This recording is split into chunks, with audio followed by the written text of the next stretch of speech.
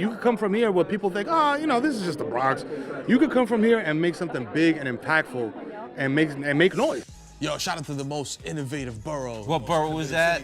Bronx, baby. Yeah, you know what I'm I lived in the culture surrounding music. You know, as a Bronx kid, you know, you grow up, I was born and raised on hip hop, you know? Like, just like a sense of pride that it's just like, oh, this is where this came from.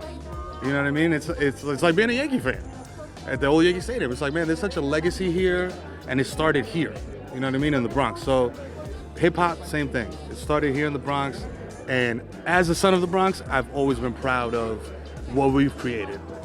My love of hip hop has always been intertwined with that motivation to, like, you know, seeing the example set by, you know, the super OGs like Furious 5, Grandmaster Flash, those guys who made something out of nothing and created like a worldwide phenomenon. So I'm like, man, if they could do that, I could do something kind of similar. You know what I mean? In the comedy and the music space and the writing space. So definitely, it was inspirational, to say the least. Growing up in the Bronx and seeing all this, like a culture being created in real time. Doing, you know, talk show stuff, interview stuff for like the past decade and a half.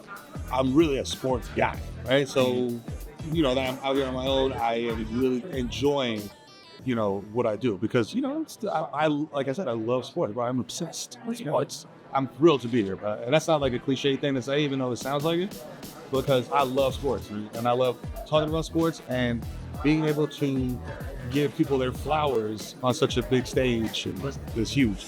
Please welcome Carmelo Anthony and the Kid Mero, everybody.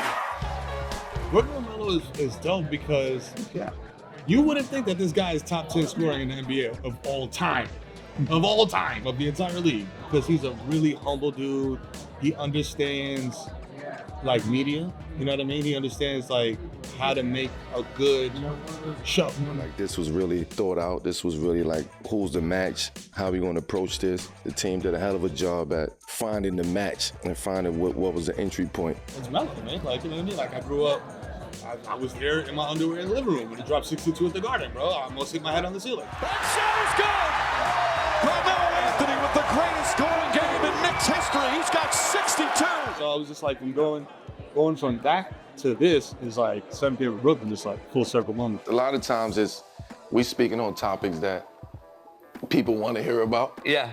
And having him by my side, it gives you another angle, another perspective on how to look at sports from a fan. I want to do comedy, I want to do drama, I want to write, I want to create, like just, you know, I feel like the word multi-hyphenate is overused a lot, but to me, multi-hyphenate is just the modern way of saying entertainer, because entertainer was just like a broad term, right? Like, this is just a funny guy who can sing, who can entertain us for an hour. That's really what I'm aiming for. If you are an original person and you think you're weird, and people are like, yeah, you're weird, just keep going. Because weird is just a synonym for original.